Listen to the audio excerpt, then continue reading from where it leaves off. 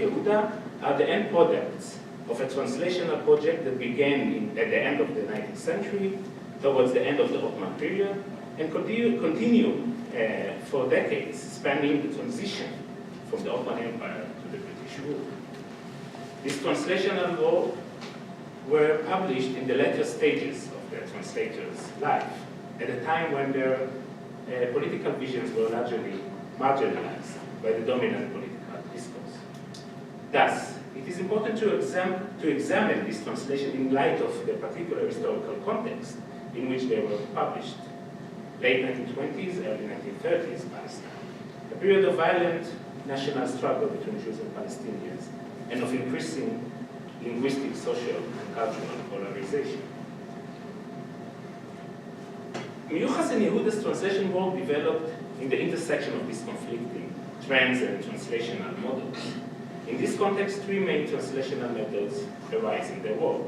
First, the distinction between spoken and written textual traditions. Second, translation without original. Third, heteroglossic translational model. As we shall see later, these methods are interconnected. While echoing the Andalusian and the Ottoman translational models, they also represent the cultural and political implications vis-a-vis dominant national and nationalistic trend of their time. Yuval and Yehuda's work shares an exceptional translational model. Translation without a stable original source, which do not belong to a specific geographic sphere or to a single linguistic tradition, but rather span multiple linguistic, geographic, and religious traditions. In that way, their model is substantially different from the dominant monolingual nationalistic model that was dominant at the time. The anxieties regarding the division between the original source and the translations are irrelevant in their case. This is not to say that there are no internal differentiations among the multiple versions that they use, but any concerns over the issue of one single stable and authentic source is absent from their work. This can be attributed to their connection to the Andalusian model, with its long-standing Judeo-Muslim tradition that remained free of notions of fixity, of text, and the need to respect the text boundaries. Miyuchas Yaldei comprised 47 biblical tales from the Arab-Palestinian oral tradition translated into Hebrew. The tales are divided into two parts, Torah stories and prophet stories. This format resembles the Muslims' literary tradition of the oral textual biblical and prophet stories.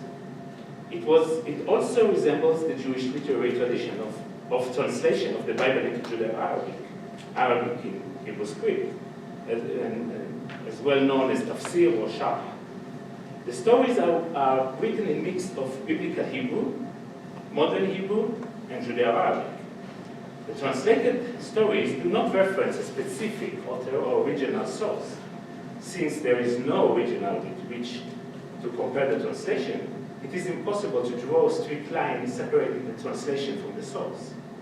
This represents an unusual example of literary writings originating from a bilingual or multilingual context where writing and translating overlap in a creative act that is not based on any original.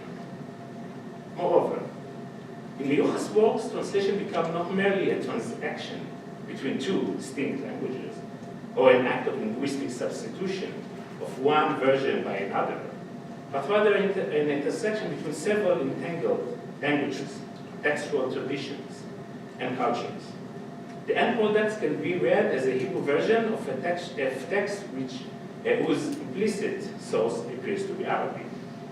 This single text stands for both original and translation, with Hebrew serving as the original and the translational language. And you can see in this opening, Bereshit bara Allah. And we will continue talking about this language with glossy views. Yaldei Arav, Yehuda's Mishdei Arav, Proverbs of Arabia, includes in its two volumes, first volumes, some 2,500 proverbs. taken from the literary, linguistic, and popular Arabic tradition across the various Arabic dialects. The proverbs are present in Arabic, in Hebrew script, alongside the Hebrew translation. In some cases, Yehuda also included proverbs in other languages, either Spanish, Turkish, Aramaic, and Persian, along with Hebrew translation. In Yehuda's work, translation is situated within the text and not between texts, as he presents the original and its translation side by side as a part of a textual whole. In this way, it challenges the traditional definition of translation as a substitution of one language by another and of one literary text by another. Instead, the process of translation is multidimensional, occurring in different spaces between different languages and texts, sometimes simultaneously. Yehuda and Yuval's translation strategy undermines the monolingual translational convention that affords sovereign authority to the original textual source and requires the translation that the translation is faithful to it. Seen in the act of translation, the demarcation of the sovereign boundaries of the original text and its replacement in a new linguistic territory. The intersection between written and oral tradition have a fundamental role in Yuval's and Yehuda's translation work. Both translations are based on numerous of oral traditions, fables, legends, proverbs, with minimal reference to a textual source. While the origins of the translated tales and proverbs are vaguely presented, the biographical links to those traditions is strongly emphasized. Yuval and Yehuda's personal background in the borderland of the hyphen between Jewish and Muslim traditions played a seminal role in the formation of the translation work. Yuval presents his relation to the Palestinian oral tradition at length in his writings. He describes the influence that his childhood in the Palestinian village of Silwan had on the formation of his intellectual and political vision. He stresses that during his formative years in Silwan, the Arab-Muslim Palestinian tradition became an integral part of his kinship culture. Reading these statements, one can assume that some of the stories and fables translated in Judeo-Arabic are based on the tales he heard as a child in Silwan. This highlights the complexity of the translation work.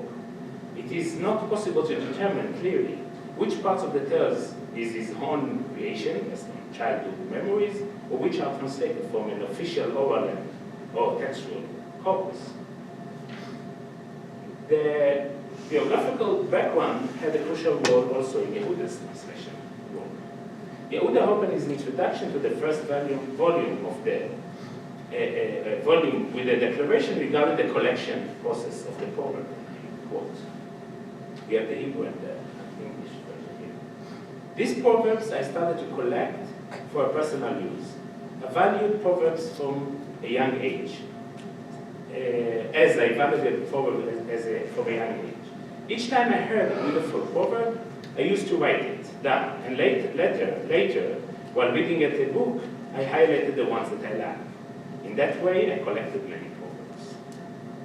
This opening statement also reveals some foundational elements in Yehuda's translational methods. Firstly, he declares that the Proverbs collection isn't based on a stable corpus or source. Second, that it was formed along his personal intellectual development. Third, that his collection process comprised mixture of textual tradition, spoken oral beside textual written. He also presents his collection methods, which based on various forms of textual transmission, listening, documenting, writing, and reading. He blends them together without any strict distinction or hierarchization.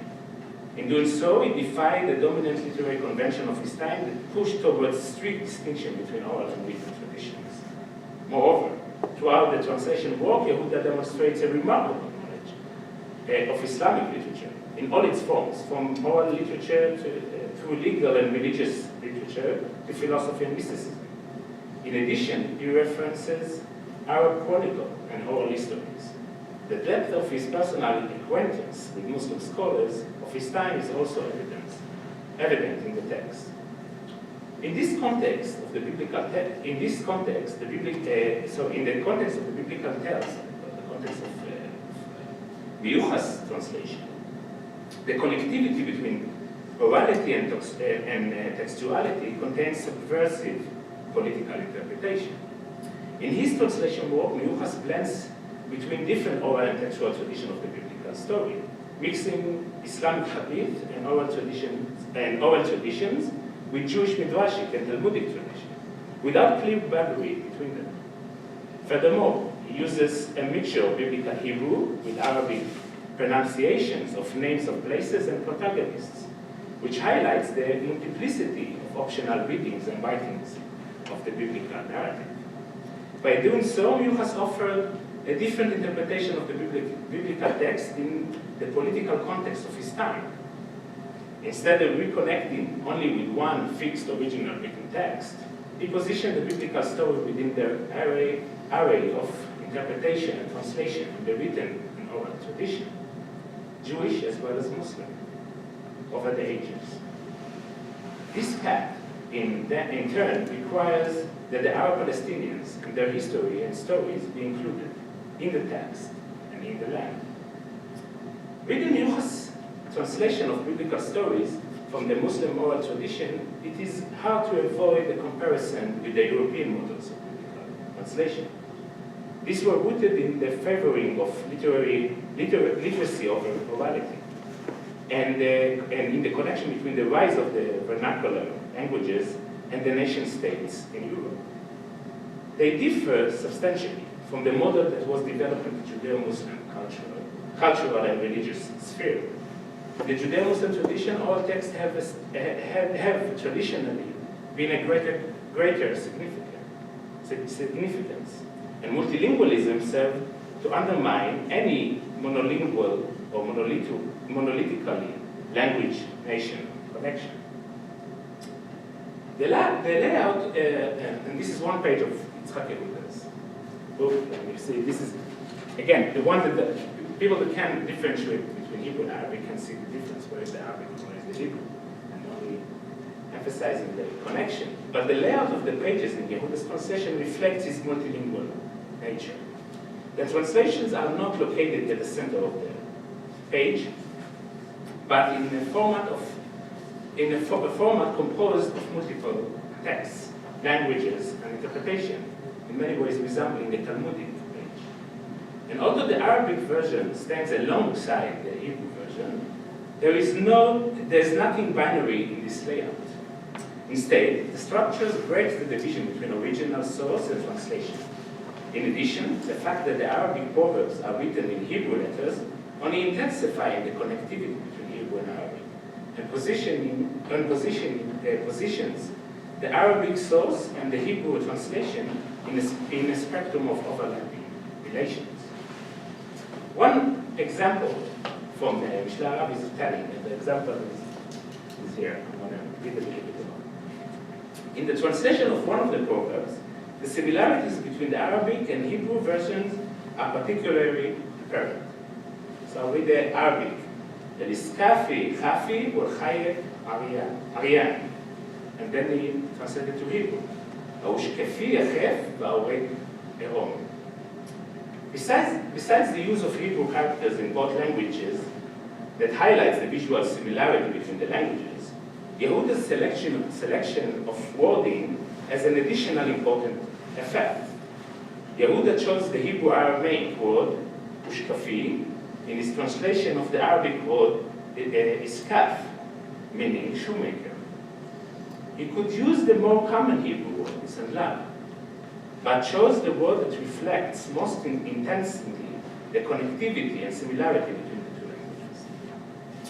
This example only demonstrates the significance of the linguistic dimension in Yehuda's translation book. He often delves into linguistic philological discussions that compare the meaning of words in Arabic and Hebrew and which often also involve the comparison with other languages, usually from the same geographical sphere, such as Turkish, Persian, and Aramaic. It also points to the multiple variation of Arabic languages, including variation of Judeo-Arabic, spread of geography and historical contexts, thus challenging the division between Arabic and Hebrew as two distinct national and or regional languages. And in the translation of Miyuchas, in his translation, Miyuchas uses the Arabic names of the biblical protagonists, Musa, Harun, Suleiman, Daoud, Ibrahim, etc. And sometimes also the Arabic names of the places in the biblical landscape. The translational strategy has this translational strategy has dramatic literary, political, and linguistic implications.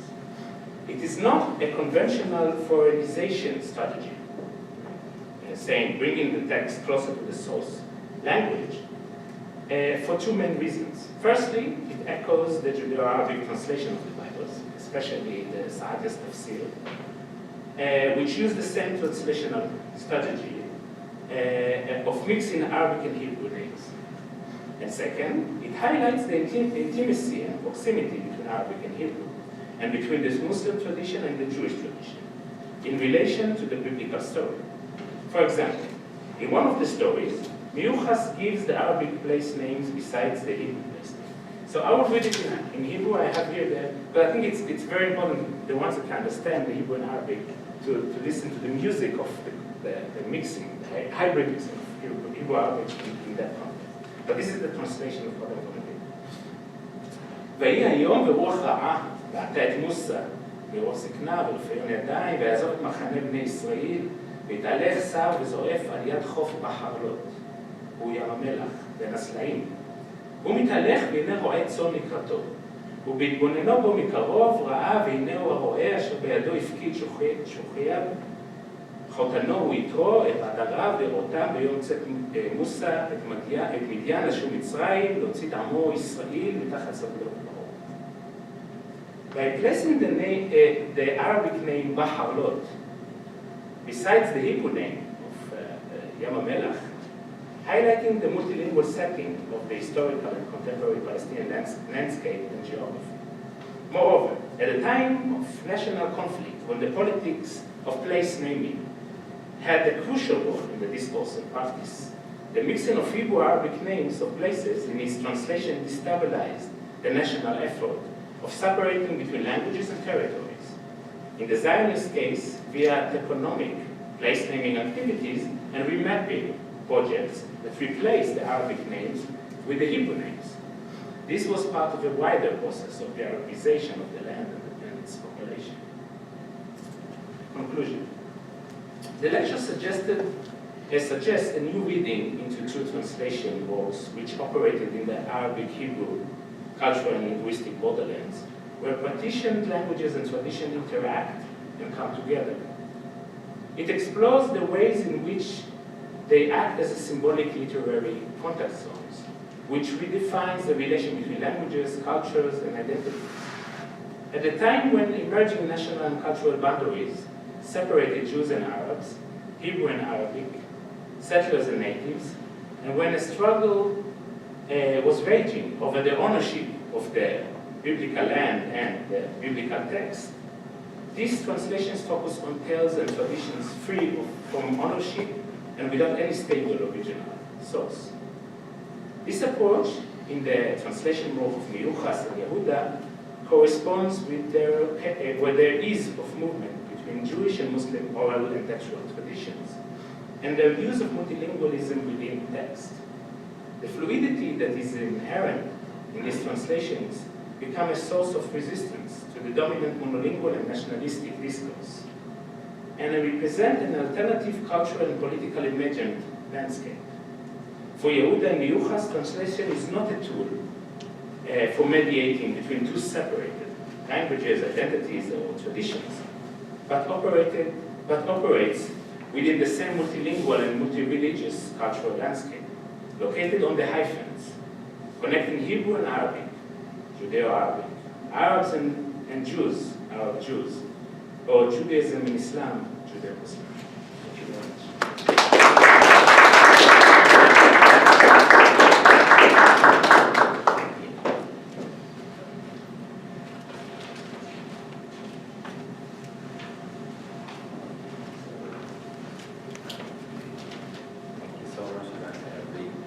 Our second speaker today is Noam Sienna, who is a doctoral candidate here at the University of Minnesota in Jewish Studies with a graduate minor in Museum Studies. His work focuses on Jewish communities in the Islamic world with particular interests in material culture, ritual, and art. His dissertation examines Jewish book culture in North Africa in the 18th and 19th century. Noam Sienna is the editor of A Rainbow Thread, an anthology of queer Jewish texts from the 1st century to 1969, which was published recently in February 2019. Welcome.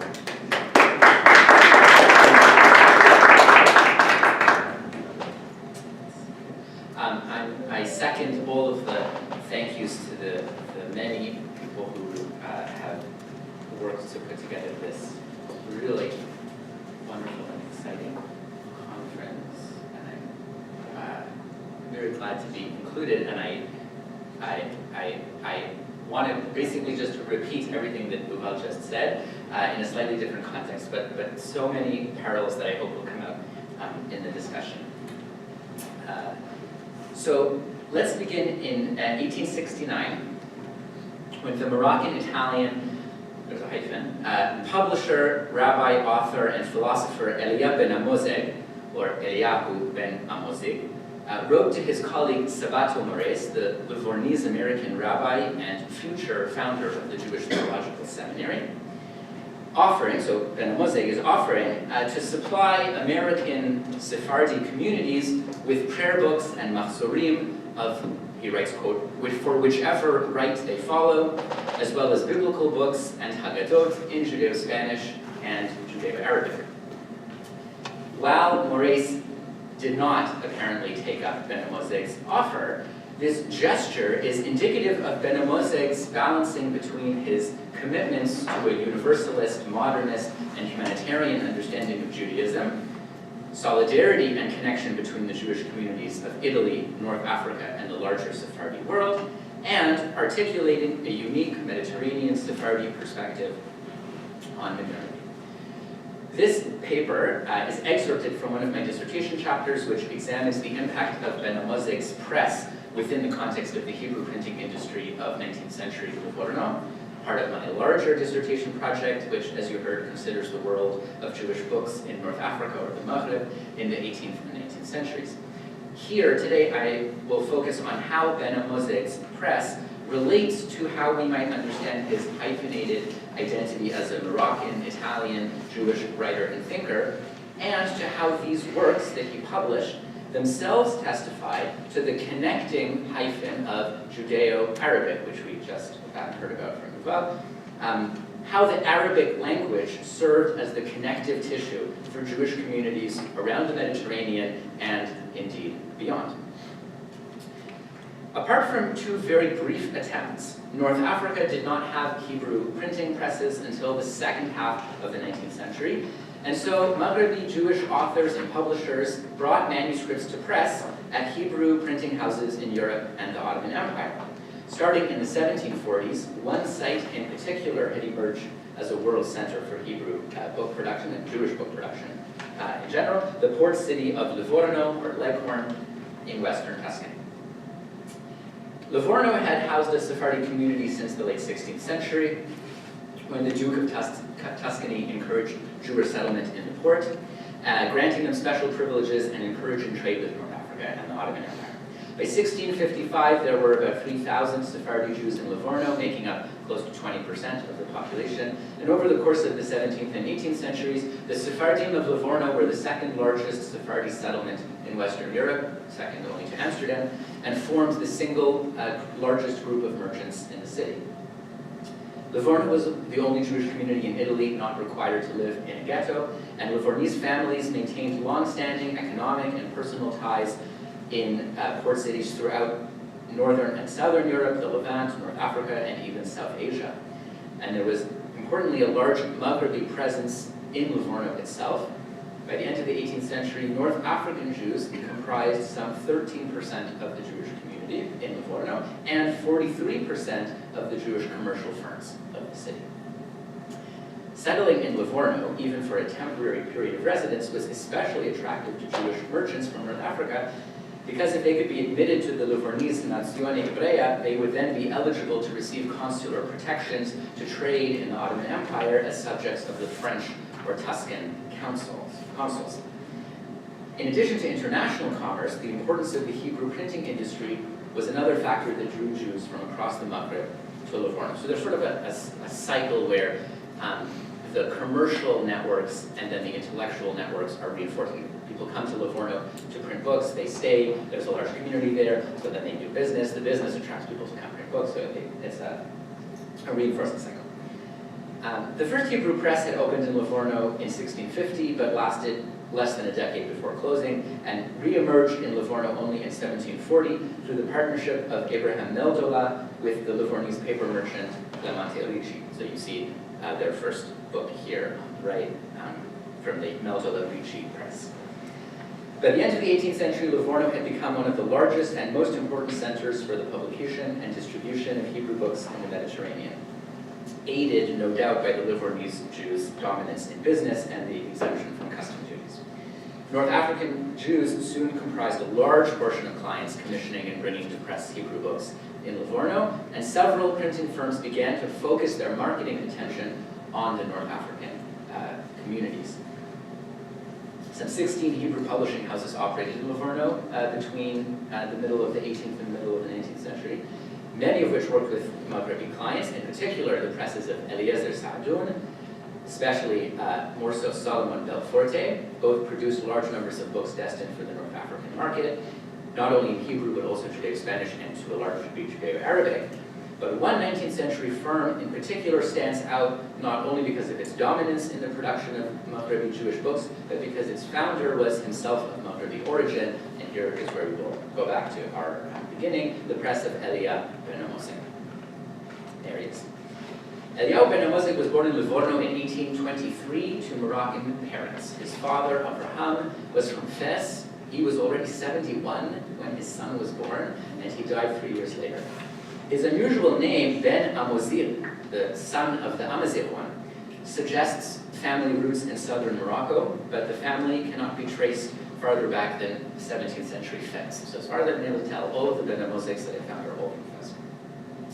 Benamozegh's mother, Clara Coriat, was from an illustrious Moroccan family with roots in the north of Morocco, and after her husband's death, Clara raised her son with the help of her brother Yehuda Coriat, who traveled frequently back and forth between Italy and Morocco. Benamozegh established his own printing house in 1852, which he ran until his death in 1900, and it was then continued by his son. This was one of the most prolific Hebrew presses in Livorno, producing some 163 titles just for the period until his death. Benamozegh also authored a number of books and articles himself in Hebrew, French, and Italian, including controversial modern biblical commentaries, which utilized non-Jewish sources and scholarship, and philosophical promotions of the universalistic understanding of Judaism. And there are many scholars who have written about Benamozegh's work as an intellectual in his own writing, so I leave you to look at the references to those scholars. We're going to talk about the stuff that he published in his printings. So the scholars who've worked on Benamozegh's own writing have read his work as a move away from his Maghrebi Judeo-Arabic roots towards a universal, European, Enlightenment-style understanding of Judaism. But Clémence Boulouk has recently argued that looking at the publications of his press demonstrates how embedded he was in the Sephardi Judeo-Arabic world. And I follow Clémence Boulouk's argument entirely here. The majority of the titles produced by his press, as we shall see, were either scholarly works by Maghrebi rabbis or liturgical works aimed at a Maghrebi audience. 2 catalogs of his bookstore are extant, to my knowledge, which list the books for sale at his shop, including mostly those which he printed himself and also some books printed at other presses from Livorno and elsewhere which he was reselling. Combined, these lists comprised a total of 143 titles. The one catalog was produced during his lifetime, probably around 1890, and the other shortly after his death in 1900. And you see them. The opening description of these catalogs emphasizes the material aspects of Benamozegh's products, something which was a key part of Livorno's dominance in the Hebrew printing industry. So the title for both of them reads, "These are the books available at the press of the sage Elia Benamozegh and his sons, with their prices listed on the side. Their bindings are generally half binding, namely the spine in leather with the name of the book embossed in gold, and the rest in multicolored paper done with beauty and elegance." So it's emphasizing the physical qualities of the book, the binding, the quality of the paper, and the typesetting, which is one of the reasons why the Livorno presses were so dominant in the printing industry, because their books just looked so much nicer. From the inventory, we can see that Benamozegh's printing house was embedded in the Sephardi Mediterranean and oriented in particular toward North Africa. All in all, out of the 143 titles described in these surviving catalogs, 20 books are explicitly identified as written in Judeo-Arabic, and 4 identified as Judeo-Spanish, almost all liturgical in nature. Also, 8 titles identified in the catalog with specific places, i.e. a Judeo-Arabic translation of Psalms according to the tradition of Tunis. And out of those 8 places listed in the catalog, 6 of them are in North Africa, the other 2 are Aleppo and Italy, one Sidur according to the Telki rite. And I'm going to now spend the rest of the time looking at a few of his publications in particular. One of his first publications, appearing in 1854, was Or Ne'arav, a 5-volume Judeo-Arabic translation of the Torah produced by and for the North African community. The translator, a Moroccan rabbi and artist named Michael Makhlouf Adoun, writes in the introduction that he spent 2.5 years working on Or Ne'arav, specifically interested in creating a clear translation that could serve to educate young Jews across the Arabic-speaking world. As he writes, "Since we have seen now that there are many in the Arab world whose tongues thirst for nourishment, and their language goes from land to land, this one speaking this way, that one speaking that way, and the land is churned up, each one reading according to their own custom." He concludes that he has done his work in order to educate Jewish youth to speak properly, including those who dwell among the Arabs. It's a ledaber tzahot, evoking the idea of Lashon Seha, or Fusha, the sort of proper beauty of the standard language. This translation, we might say, aims to create a new standardized Judeo-Arabic or Arabic rendering of the Torah, replacing the local traditions of the vernacular translations that we heard about, the Shach translations, which differed from country to country and even from city to city. So you might have the Shach of Tunis, the Shach of Jerba. Instead, this is a universal standard for the entire Arabic-speaking community. We might even compare this effort of Alun and Benamozegh's to the Jewish-German championed by Maskilim in Europe, like Moses Mendelssohn or Yoel Brill, as an enlightened replacement for the debased jargon of Yiddish. Right? So Mendelssohn's Biur is a translation of the Torah into a proper German so that people can educate themselves by reading it. This is a similar kind of, I think this is a similar kind of effort. Alun emphasizes that he took care to translate the text literally, word by word, providing alternate translations where necessary in brackets, and establishing a clear and consistent orthographic system.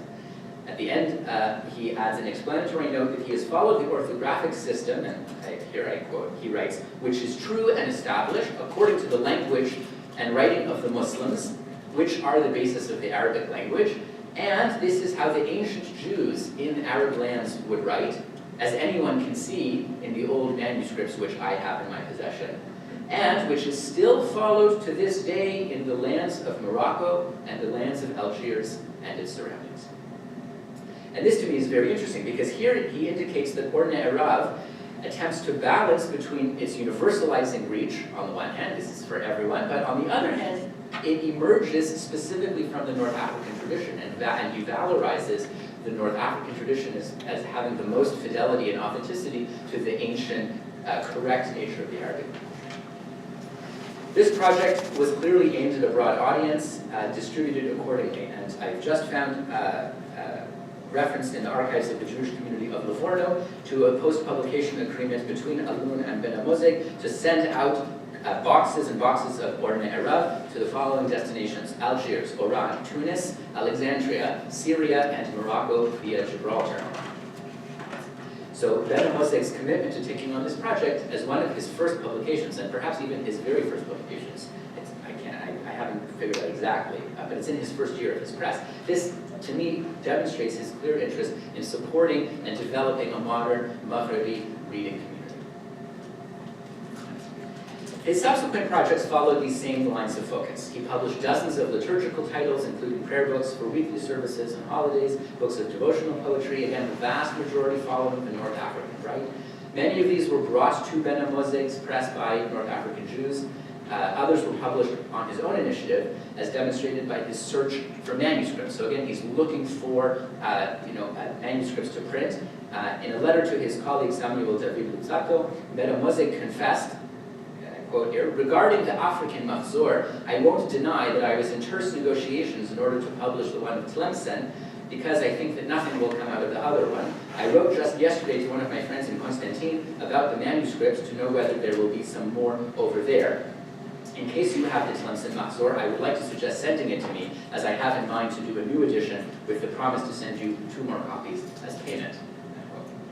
Indeed, Benamozegh published the Mahzor according to the tradition of Constantine in 1858, and a second edition in 1860, and then the one in Tlemcen the following year.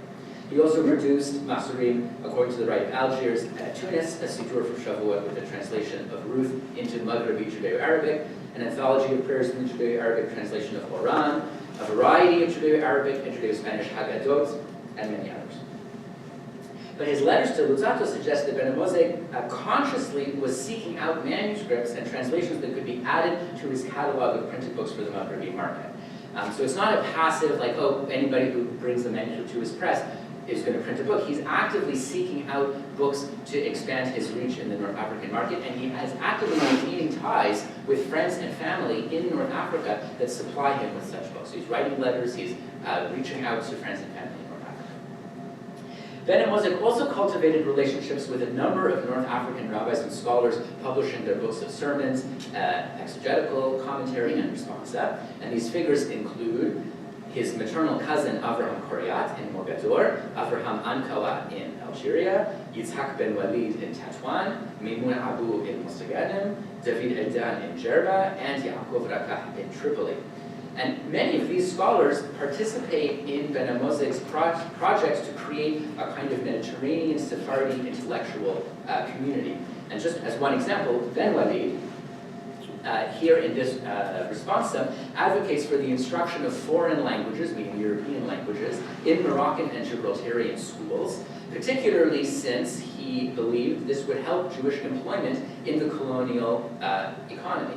Although he does emphasize maintaining the distinction between secular and Jewish studies. So he explains here that it's permissible to take a subsidy from the government, in this case referring to the British government in Gibraltar, in order to bring a non-Jewish teacher to instruct the children in foreign European languages, but that they should find a room in the school that is different from the room that's used for studying Torah. So he's advocating for a balancing of including a relationship to the European colonial establishment, but negotiating on his own terms, where it's going to be.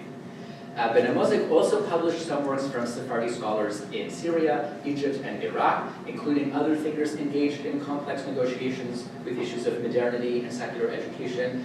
The 2 outstanding examples, Elia Bechor Chazan of Alexandria and Shlomo Bechor Hossein of Baghdad. But it was North Africa that was clearly the focus at the heart of his printing enterprise. And finally, in addition to liturgical and religious works, Benamozegh also began, later in his career, to produce examples of non-religious, I might even say secular, Judeo-Arabic reading material, such as the Judeo-Arabic translation of the medieval chronicle of history, Sefer Yosipon, which he titled Ye'etayu Hashmanim, and he commissioned a young Moroccan Jew named Masoud Adahan to translate this for him in 1886, and he then published it in that same year. He also published a number of issues of an Algerian Judeo-Arabic bulletin called Or Halevana by Shalom Bechash, which shared stories about geography and history from Jewish and non-Jewish communities around the world. So just here, I just pulled two examples from volume 3. Beled Singapore, the country of Singapore, and a long description in Judeo-Arabic about what goes on in the country of Singapore. And here, Dalai Lama. This is an article explaining, not quite accurately, but in general terms, the religious structure of Tibetan Buddhism. So if you're ever wondering how to say Dalai Lama in Judeo-Arabic, there you go, Dalai Lama. So it's the god worshipped by the Chinese. Not quite correct, but he's trying. He's really trying.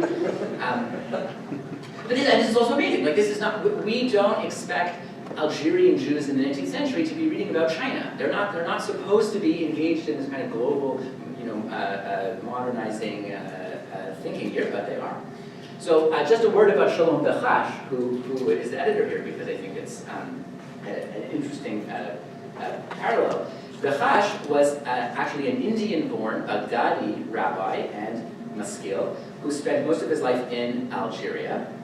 In fact, after publishing the first few issues of Or Lefana, Bechash opened his own press in Algiers, where he published the remaining issues of Or Lefana, along with a wide variety of other Judeo-Arabic texts, adapted works of modern science and geography, translations of stories from Jewish history, and a wide variety of also liturgical and ethical texts. So a very, very interesting press in Algiers, a modernizing the skill of press in Algiers, but one which draws on his collaboration with Benamozegh.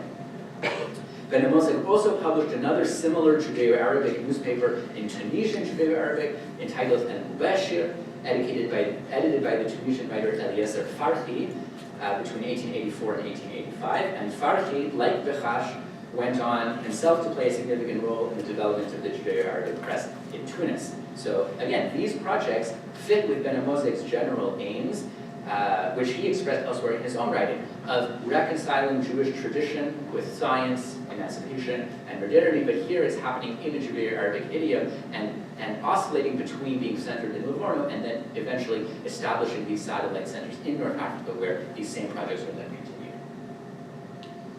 So Elia Benamozegh was thoroughly immersed in the Italian and Sephardi Jewish communities of Livorno. Indeed, he rarely left the city, and as far as I know, never traveled farther than Florence or Pisa. But through his press, he participated in and fostered a community of Jewish readers connected across national and imperial boundaries. The works that he produced in his printing press and which he sold in his bookstore point towards what Clémence Boulouk has called the distinct personality of his work, and I quote Clémence here, deeply anchored in a Sephardi and Maghrebi heritage, but at the same time not averse to an understanding of Jewish tradition, which makes space for scientific discoveries and other practices typically held to represent modernity. The intellectual links that Benamozegh fostered through his publications map out a series of active connections between Sephardi communities in North Africa, Italy, and the Ottoman Empire.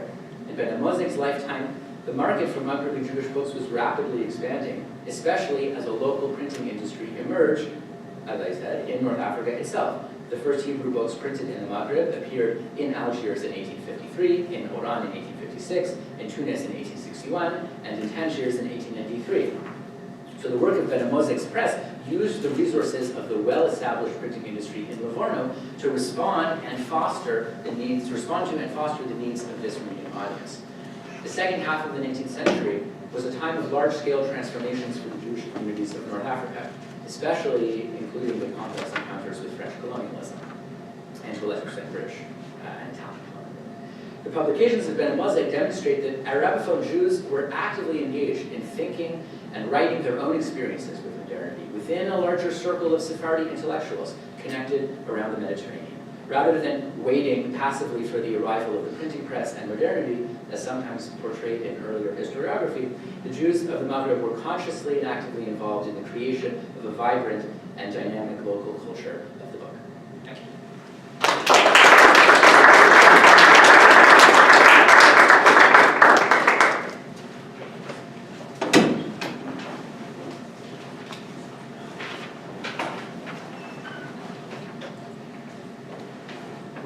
Thank you, Sienna. So that wraps up the two talks of the panel. And now our discussant will discuss the papers. Our discussant is Michelle Hamilton. He's the director of the Center for Medieval Studies and professor of Spanish and Portuguese at the University of Minnesota, and a member of the faculty in the Center for Jewish Studies. She has published widely on multi-confessional Iberia. Recent publications include Beyond Faith, Belief, Morality, and Memory in a 15th century Judeo-Iberian manuscript. And this is 2014. The next one is also 2014. In and of the Mediterranean, Medieval and Early Modern Iberian Studies. She's currently working on a project examining the intersections of translation, ruins, and wonder in the Iberian, Arabic, and Romance traditions.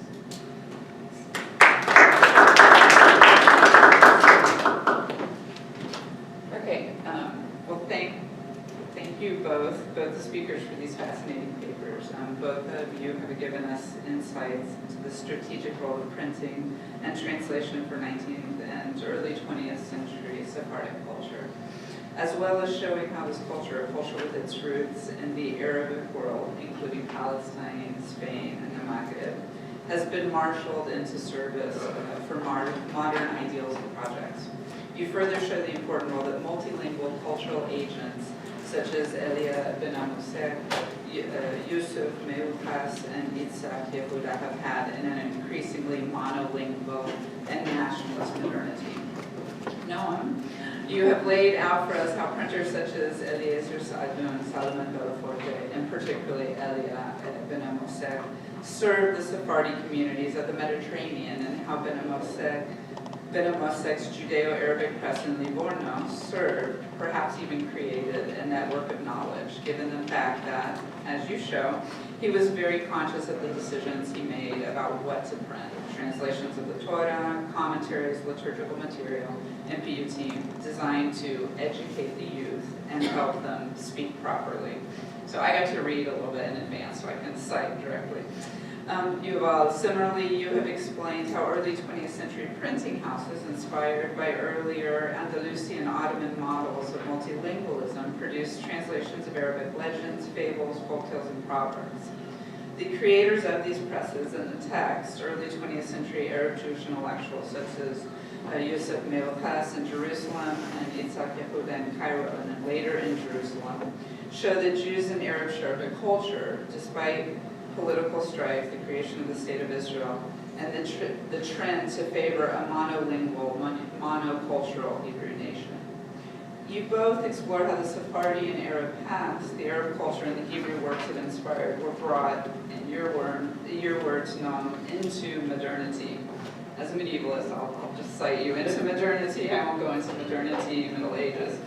An important aspect of both your papers, I think, is that the Sephardic and Arab past, the cultural production, whether the poets of the so-called Golden Age or the commentaries and religious knowledge of Sephardi intellectuals and rabbis, offers a multilingual, multicultural model in which Hebrew can and did coexist with other languages and modes of thought, which you know.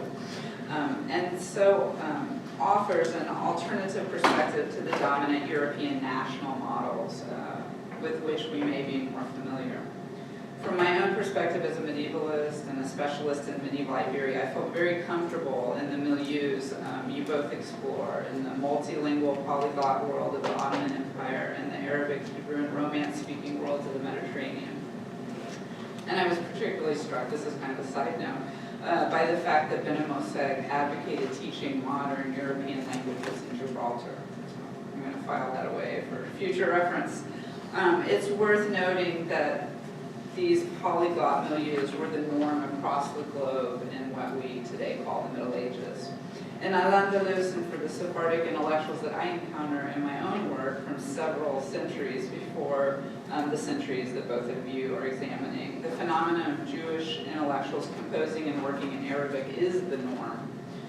So I was particularly struck by your comment, Yuval, that Judeo-Arabic translation is on the borderland between the worlds of Arabic and Hebrew and of Judaism and Islam. So going back to the hyphen of the conference, as if there is Arabic and Islam on one side and on the other Judaism and Hebrew. Is it a borderland or is this a construction, perhaps a modern one? Because both of your papers and suggests to me, and I think this is one of the major points of both of them, is that both Arabic and Hebrew are at the heart of, and in fact define the cultural production of the Sephardim. Listening to both papers had me pondering again, as I have in my own work, about an Andalusi Sephardi ethos toward knowledge and its dissemination. And Noam, you know, Benamozegh's general aim expressed elsewhere in his own writing was that of reconciling Jewish tradition with science, emancipation, and modernity. And again, modernity is always relative depending on where you are. And I argue that this is the same ethos we find in any number of medieval Andalusi thinkers, Muslim and Jewish, from Ibn Rushd to Maimonides. So I'm in a much earlier period, so I can go from Ibn Rushd to Maimonides. We find the same ethos, I believe, amongst these thinkers. So does this perhaps define a Sephardi Andalusi ethos?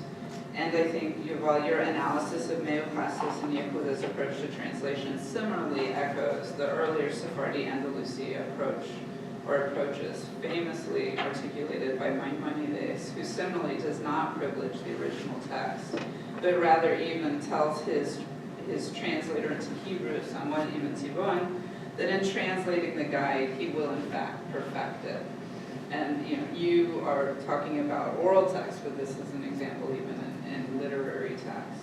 I think this is approach to translation as a byproduct of the larger ethos of reconciling traditional knowledge with scientific and other modern knowledge and advances made in other faith and linguistic communities.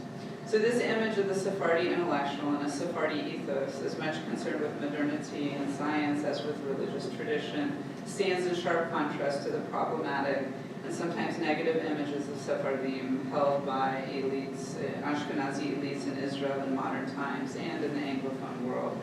Whether or not we can advocate for such an alternate ethos, I think both of these papers can help us to think through the role of languages and pedagogy as essential in the discourse of the nation.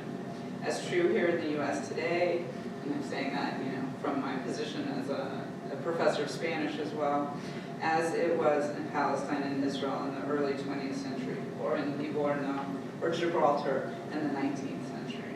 And you both make a compelling case for the Sephardi Judeo-Arabic multilingual model as an alternative countermodel to modern notions of the monolingual, monocultural nation. If we have time, my question to you both would be about reception. And I know, Noam, you talked a little bit about this at the end of your paper. What sort of legs did these translations and publications have? It doesn't seem from history that this cultural production had the effect that Benamozegh, Meoplasis, and Yehuda had hoped for, sort of creating a multilingual, multi-glossic nation. But could you tell us a little more about it, if you know? Were these translations and printed text in fact used in the schools as they're described in the letters? But it seems that was the hoped for goal. In North Africa and Israel, and do they form part of the larger histories of Jewish studies or culture in the historiography?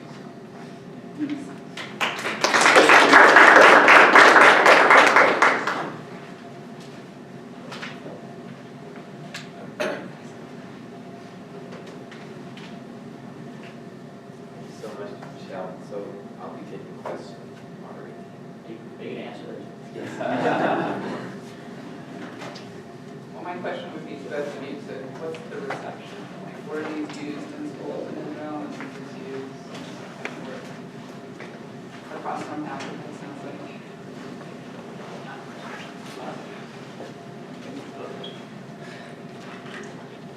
Okay, I think I didn't have time in this short paper to talk about the reception, but the case is different from Benamozegh because they didn't open their own publishing house. It was publishing, again, the first translation project. It's a project, but the first parts of it, the Arab and Mishnah, was published in Atzvi Ben Yehuda's newspaper in Hebrew in the 1880s. So they are the first translation from Arabic to Hebrew in modern Hebrew. But then it was published in the 1920s, first of them by Evri, by Bialik, a very prominent place, and Mishnah Rav by the first Chevra Ethnografia, the first company for ethnographic work, then became the Hebrew University, scholarly work. But I think that both of this, that's why I put the emphasis on, there's a big difference between the Ottoman Empire, that they started the project, there's a major project of natives, Palestinians, trying to build a shared home, in part very influenced from the Tanzimat, from the Ottoman homeland, the shared homeland of Ottomans, and they were very part of that group, and of course Nahda group, they were part of it as well, and they saw this translation as part of this. So bringing Andalus as a political and cultural model to this sphere, and compared to the end time when it was already conceived and the reception was as a folklore, as a museum for dying tradition.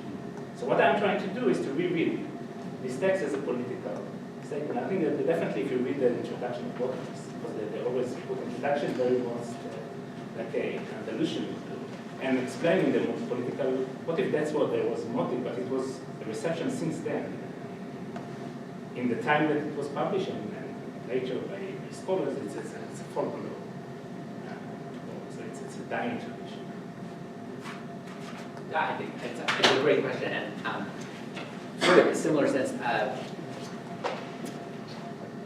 I think my sense of these publications is that they didn't quite have the hoped for effect. I mean, if I go back to the catalog, just looking at the prices, I think what was happening was that Benamozegh, like other presses, was using popular products to fund more interesting but less universally desired. So like this 5-volume Ordinary Rough translation, it's more on the expensive side, and I don't think it sold very well. I've only found a few copies, which indicates it had a pretty small print run. But other books of his, like especially his prayer books and liturgical books, are very, very common and all over the place. And the same is true of the presses that then open in the following decades, in the late 19th century, in North Africa, in Algiers and Tunis. They're printing a lot of very popular small booklets, a lot of Judeo-Arabic folk tales, folk songs, little things like that are very popular. And then occasionally, once every year, they'll put out one big project that doesn't really sell so much, but they put it in front of the bookstore. It looks nice. I think the other thing that happens, which sort of helps put a bit of a damper on this Judeo-Arabic intellectual project, is that by the end of the 19th century, most of these people were fighting a losing battle against French. And this is true, you see this in, so Bechash, who wrote Ordinary Rav, so he when he opens his press in Algiers, he prints a number of books in which he says explicitly, I'm printing these books because I see that people go out and buy the feuilleton and the roman of the Christians, and they're reading the journalat, he says, they're reading books and journals in French, and I want them to read in Judeo-Arabic, which is our language. And so he's trying, they translate from French into Judeo-Arabic, they translate the Les Mystères de Paris, they translate the Comte de Monte Cristo, like all of the popular works that they've done. By the 1920s, the vast majority of North African intellectual Jewish life, of which there's quite a lot, that they're all writing in French, they're thinking in French, they're engaged with French intellectuals. The Alliance school system has a lot to do with that, but yeah, they're fighting a losing battle, unfortunately, so that the Judeo-Arabic intellectual modernity doesn't quite come to pass in North Africa. Should we just So yeah, really fascinating. I think it raises a lot of issues, I think, that also connect to the larger question of what strikes me in particular, I wanted to ask the question about kind of religion, the place of religion in the hyphen, and I'm very kind of taken and intrigued by Yuval, by your use of the term Judeo-Muslim, which I think is really your analytical category, wasn't so much. But clearly from your discussion is this self-conscious effort to think in terms of the connections between Judaism and Islam, and these writers are clearly very engaged with that issue. So my question then is, might this not also be not so much a juxtaposition between the sort of later nationalistic divisions that become more prominent, but a kind of maybe engagement with the nationalistic conflict that is developing. So they're kind of quite self-consciously trying to situate themselves in their own identity within that conflict. And some of these figures were Zionists as well. And so that it also brings me around to Noam's intervention. So clearly a lot of the things being published were, sort of influenced by the Islamic view, but I would think that most of the books being published in the Maghreb did not really engage with, in that sense, the Jewish texts were not necessarily engaged with the relationship to Islam. And so I think that there's a lot to compare here, but there's a lot of distinctive kind of trajectories, perhaps. So maybe you could comment on that. I'll just say very briefly, I think that's true. And the only thing that stands out to me as actually quite unusual is Alun,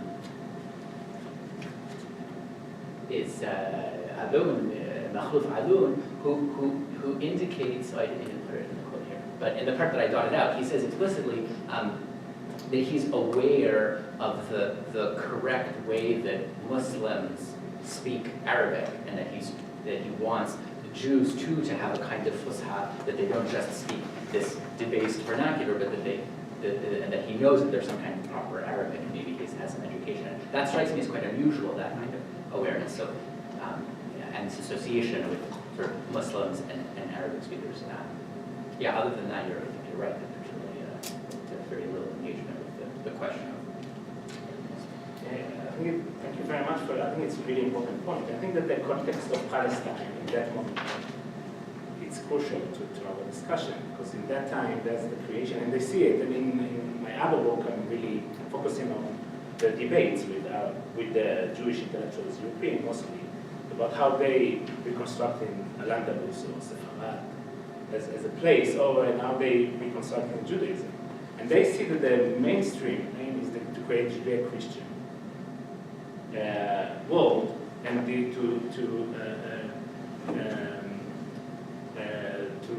negate Judeo-Muslim. So of course this is a intentional project for them to bring it forward and to emphasize the Judeo-Muslim. And I think it's very important for us again to realize that the word Judeo-Arabic or Judeo-Muslim wasn't in their vernacular, because it's a modern category, and that's why it's interesting, because it's revised. Judeo-Arabic is revising as okay, legitimate category of investigation, while Arab Jewish identity and culture is being negated and being seen as problematic. So for them, it's of course a project of putting into and they are very into the case of Palestine, because we are part of, they always bring it in the introduction, it's because we are part now of the Arabic is the language of the land. We are in Islamic territory, and of course, and it's not only Arabic is the language of, it's a Jewish language, and Judeo-Muslim is part of it.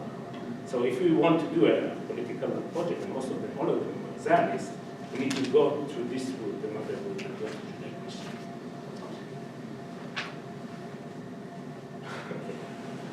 Thank you. I just wanted to say one thing about.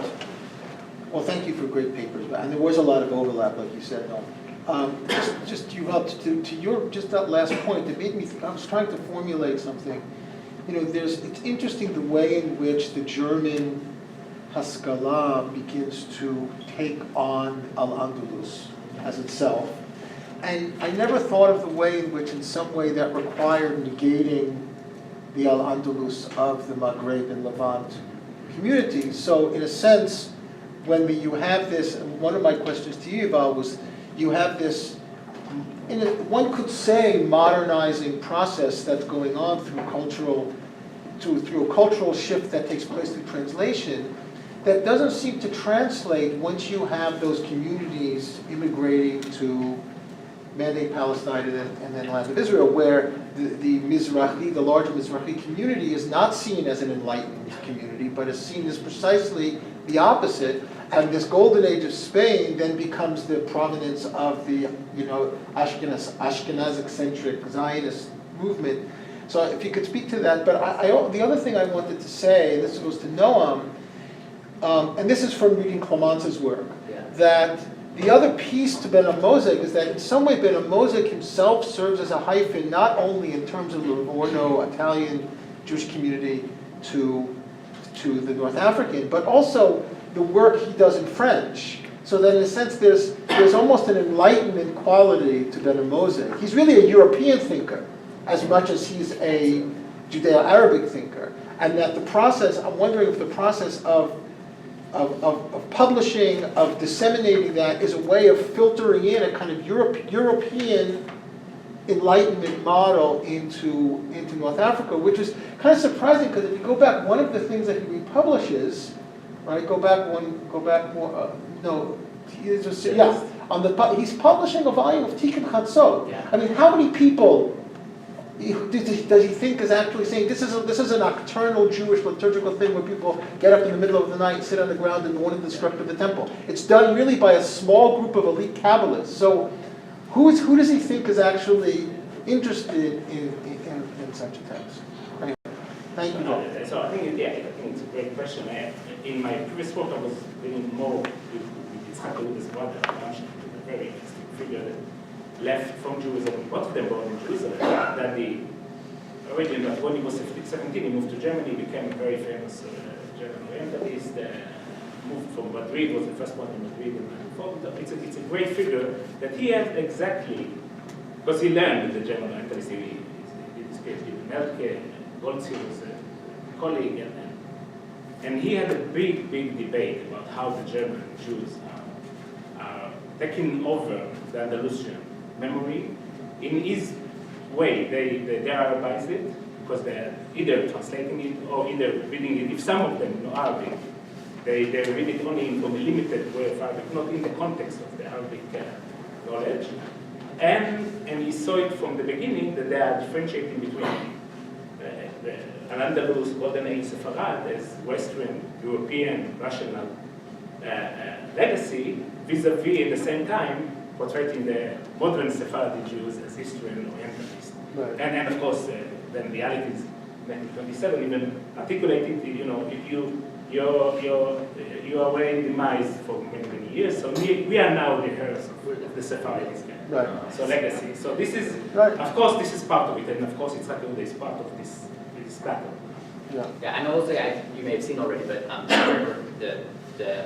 Devin Narr just wrote a fabulous piece on this exact question in Jewish Currents about Sephardim and the construction of Jewish studies and Jewish race. But one of the points he just is exactly this question.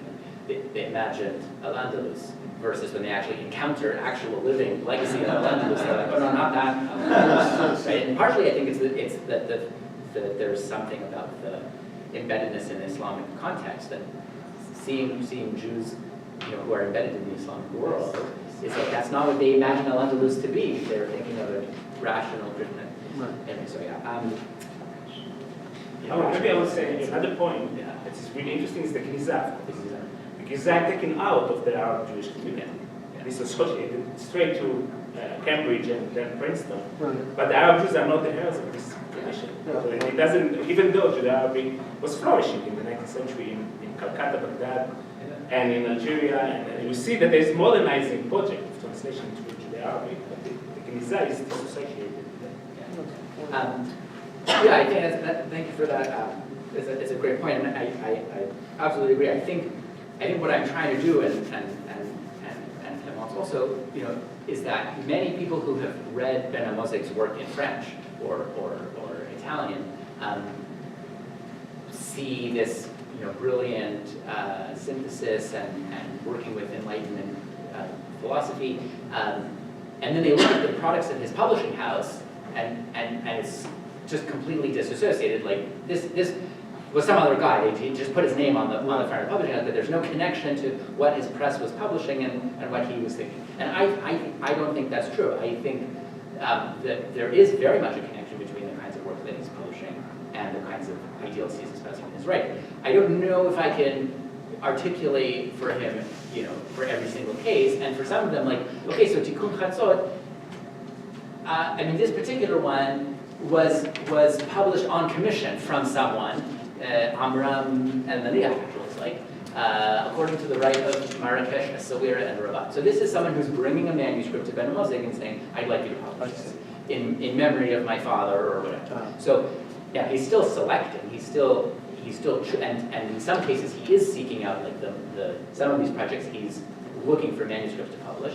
So he's building a catalog, and some part of his catalog is being built through his own initiative, and part of it is being built through he has to have a parnasa, like he has to run his business and take clients. But I think overall the work of his press shows this combination. He was very interested in Kabbalah. From his perspective, more in a philosophical sense, Sure. less in a practical, like living kind of way. But I suspect that the ritual of Tikkun Chatzot might have been very interesting to him, and the kind of thing that he's happy to publish. Maybe he'll keep the manuscript and study it, and some people in Essaouira will buy it. It's a win-win for everybody. Was there one up here? I come to this as a complete amateur, and We're all no. And I admire both of you enormously. This is really wonderful. There are two things. One is about the hyphen borderlands business, and when Gloria Salua talked about the borderlands, the whole point was to open up the border into the space. And I think that it's collapsing back to the hyphen, which is a line that connects and separates. So just to keep that in mind, I think it's useful because I think we're all struggling for that space. So that's just the comment. The question for Yuval is I was absolutely fascinated by that translation where we have the place names given in both languages, and then you gave the translation into English, right, for people like me. But Musa stays, right? Sorry. Musa stays. Yes. And so I guess part of the But Musa question is is, not Moshe. I know, obviously. I mean, but Then I it doesn't figured- translate it. Okay. Right, so, but the translation, from what I can tell of your translation, was to keep Musa, right? And I figured that it was Moshe from the story, right? Yes. And so I think that does really important work to insist that Musa, who is just this key figure, is a key figure, and if you're Jewish, deal with that. Yes. And then Egypt doesn't need a translation, and I'm not sure why that is because I don't know either of the languages. So maybe you could talk a little bit about that, because it seems like there's an incredible complexity in the decisions about what to translate and. Yes. And No, I think first of all, I think that it's not multilingual, it's heteroglossic. Mhm. And what it did is taking the biblical format. It's a really biblical Hebrew, not a modern Hebrew, and even how we structure it is look like some of the places it put translation, some places it doesn't. Sometimes it called Musa Kalim Allah, or Ibrahim Khalil Allah, and without any translation. And it flows as Hebrew and Arabic are the same. Even Bacharlot is a combination, because lot in Hebrew is the same meaning. Yeah, it is working with the language as to not putting any differentiation. And for me, in the paper that I sent you, I'm using multilingual. I think that I'm starting more to problematize it, but it's not a multilingual. For him, it's more heteroglossi. It's the same language that have different kind of dimension into it. But for them, it's the same language. In his, you called him Yusuf, yes, Yuchas. Probably that's why it was called the Tom. Yes, and some people will call him Yosef, but for him, he will answer for both of them. For Yusuf and Yosef. And Musa, if his brother will call Moshe, he will call Musa in his family, Jewish family. Okay, so for him, it's the same language. So sometimes, because it's in the 1927, he is part, of course, influence from for who is the reception. The Alif is going to read it first, right? So you need sometimes to translate it for the Alif, and but for him it's the same. So it's the same with Tzaki, with war. It's always, and sometimes for him he's bringing other languages that are in the sphere, so Spanish, Judeo-Spanish, or Turkish, but it's the language of Persian. So it's the same landscape. If I could follow up on that exactly, sorry to jump in, but since we're on the Bachar Globes. Okay. I'm concerned that's really complicated, and I want to ask you about the politics of that, because Bachar Globes Hu Yam HaMelech is precisely a biblical formulation, and even as it acknowledges the heteroglossia and the multi-ethnicity and the multi-nationality, by using that Bachar Globes Hu Yam HaMelech biblical formulation, the teleology of the biblical text is one of displacement and conquest. Yes. And so if you can speak to that a little bit. No, but even in the same story that it's a fascinating story that I'm dealing with in different articles. So the story is that Moses doesn't want to die. And he's running away in the desert and looking for a place to hide from Zriel, the angel that will come and meet him and force him to die. So in the Jewish, we don't know where he's buried. But in the Muslim tradition, Nabi Musa is a place in Palestine. And in that time, in the 20s, it's becoming the the very important Palestinian place of national, Nabi Musa Day was every year become, it was, first it started against the Crusades, and then in the modern Palestine become a national place. And the story finished with the place that Musa is going to one of the caves, and then he dies, and then he came into the dream of one of really famous Palestinian Muslim local figure, that he tells him where is the grave, and since then we're celebrating Nabi Musa. So this is 1929, you understand? And he bringing this time, so of course it's politicized, in my perspective. Again, the reception is that it's a folklore. For him, it's something that you want to show to the Palestinians. In that time, Palestinians' history is in the Jewish Zionist context, because of the protestization of the Bible, they are not part of the story. For him, they are part of the story, the biblical story and the place. You can't take out the history of the place, like Nabi Musa. It's part of our Judeo-Muslim tradition of the place. And of course, it's connected to the two holy places in Palestine that was shared by Muslims and Jews for many, many years, in the 19th century and early 20th century. So this is a question, I think, primarily for Yuval, but maybe Noam might want to respond as well. So I'm really struck by something. I'm really struck by the celebratory orientation toward the hyphen and this set of talks this morning. And so yesterday I gave a sort of qualified endorsement of the hyphen, 2 cheers for the hyphen, and I'm hearing a sort of full-throated, resounding 3 cheers for the hyphen this morning. And I think maybe that's connected to our postmodern sensibilities, or at least of a certain class of people these days, and a sort of preference for more fluid identities. But it's also connected to something that we talked about yesterday, the 2 meanings of the hyphen as which have been referenced this morning as well. The reference as a connector on the one hand, and the hyphen as something that subtracts or divides or that separates on the other hand. And so the celebration of the hyphen that I've heard this morning is very much connected to the connecting function of the hyphen. It's the idea of both and identities, right? But there's a way in which I wonder if that other function of the hyphen doesn't come back in, sort of like Freud's return of the repressed. And I was struck by something that you said, Yuval, that what you spoke about today, that it was subversive. and subversive, as Michelle put it, subversive of sort of monocultural conceptions of nationhood. And if that's so, it's doubly subversive. It's doubly subversive not only of certain versions of Zionism, but also of Arab nationalism too, of course. And I wonder if it's in that subversive moment that the other function of the hyphen slips back in. That this is a kind of connecting. The separating, the dividing, and this is a disorganizing moment. I'm sort of connecting this in my mind to what Vivian said last night about the metaphor, which stayed with me, and the second meaning of the metaphor as a foreign intruder, rather than sort of making something alien familiar. Maybe you could speak to that. No, I think it's a good point. I think that again, I read the Yuchas and Yehuda's book in the time of the publication, and when they see that the partition is separated into Arab Jews, that's the moment that you're not allowed anymore to say Arab Jews.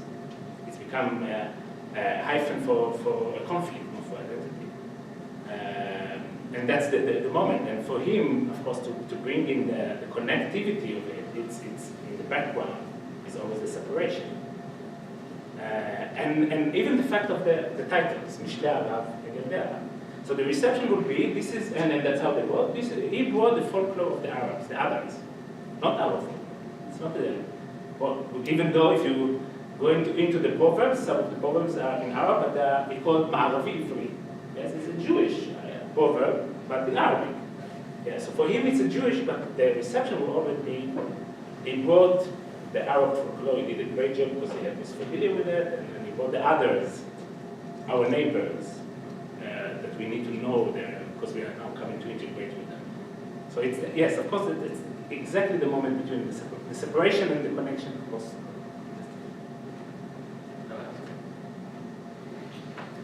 When one person translates, from one language to another one, does that change the meaning of what's being translated somewhat? So you don't get the exact meaning of the original text. You get somebody else's idea as to what it is, and were they thinking about this when they I mean, there's a great example right here. So this is Machluf Alun's translation of Genesis. And he says in the introduction that he is basing himself almost, he says, entirely based on the tafsir of the great Saadia Gaon, the 9th century translation of Saadia Gaon. But in fact, this is not based at all on Saadia Gaon. And the best example is right in the beginning of Genesis. Saadia very famously translates the third verse. God said, "Let there be light." Right? So Saadia translates, "Washa Allah an yakun nur." God desired that there should be light. Because Saadia was concerned that people would think that God spoke with a voice and had a physical kind of embodiment in the world. So Saadia emphasized that it was a Neoplatonic will that brought light forth through desiring and not through physical speech. But Alun does not follow that translation. He says quite literally, وَقَالَ لَا لِيكُنْ أَدَوْ. And he doesn't even use the word nur, but daw. He's a very sort of focused on representing the words as they are, each word from Hebrew into Arabic here. So he must have known Saadia's translation, and he's choosing consciously to the choices that he's making about representing the text and the kind of language that he's creating in his translation are choices that he's thinking through very carefully, for sure. Yeah. I would say only, of course, every translation is transformational. And you have the foreignization of it, or you have to domestic. There's a lot in translations that is into it. But what I brought, I think it's another dimension. It's translation without any original.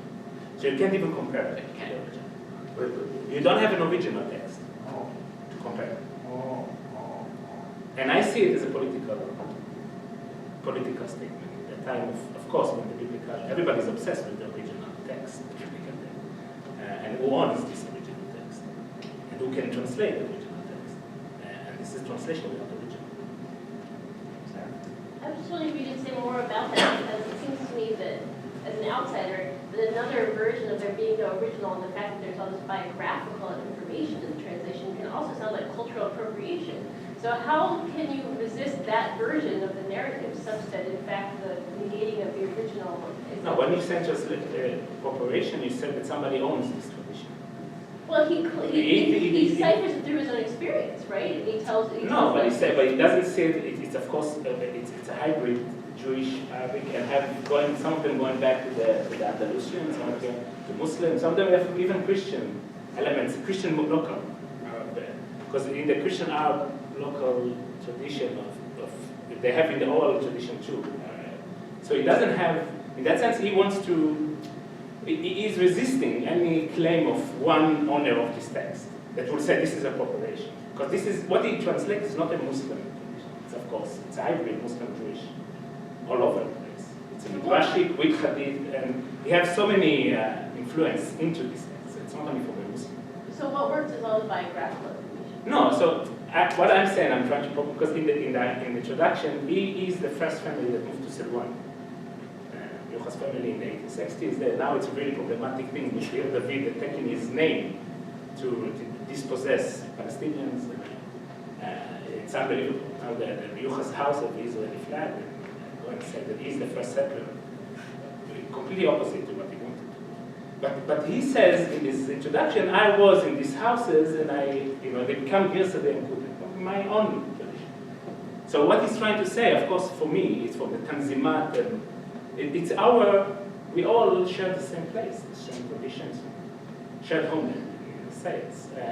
And to say that in a moment when the mainstream Zionist says we are part of Judeo-Christian text, we are the owners of the text, that's why we can come to Silwan, because we are the ones that own the place from the Bible. Look to the Bible. Bennett was I think a year ago in the BBC, and she asked him how you can build in the settlements because it's not legal. So open the Bible. So open the Bible from Yuchas, he wants to reject this kind of notion. Just to continue on what you've been talking about, it seems to me that the very manifest of the people you were talking about within the two languages, Hebrew and Arabic, were within the same linguistic milieu. The languages are obviously so much related that it's very difficult to imagine anything like that for coming from the because the German and Hebrew are not related. Russian and Hebrew are not related. So it would be very, very difficult to do a text such as that coming from Europe. Right, like this problem where he does matches the words. And what's really interesting for me, kind of, what you presented is the kind of home those people within this village. That's why this kind of fiction that they, because it's in a sense with this text is a kind of the lack of origin, supposed lack of origin. So he invents it, he reinvents it, or however we put it, but it's a kind of new, supposedly new political fictional structure, which is his real home, or his only home, which is very good. And what I wanted to ask is, what's the place of those people currently in the contemporary Israeli discourse of Mizrach identities, etc. Because what's very often seen is that there is as well, hyphens, there is such a tendency to sort of to close it back again, but in a different kind of bracket. So what is the position of such text? Sadly, most of the people doesn't know. Will know Yuchas, if they will hear about him, it's only the David David's one of the most popular places that Jewish Israelis are going. But I think now in the new model, now that, I don't know if you heard about the nation-state law that stripped Arabic from as a second language official. So me and another group of people that works on it, we wrote a petition against it, and we said that Arabic is not only the language of the land, it's the Jewish language, and we bring in people like Yuval and others to support our claim, and of course from Saudi on and onwards. So this kind of thing, but it's still in the margins. But I think it have to be in the center completely, because even for solution for the place to understand that Arabic is of course a Jewish language, heritage of it, and it's the language of the land. That the Jews and Muslims, natives of the land, 19th century, that's what the language. Not only Muslims and Christians, Palestinians are Jewish Palestinians. Yuchas Arabic was his first language. And Arabic was his first language. And they were the first ones that revived Hebrew. They were the first community with Yehuda. So for them, they saw Arabic and Hebrew as the same. Levi wrote beautifully about this connection. I think with that, we'll hit the pause button. The conversation can continue. Thank you very much, Yuval.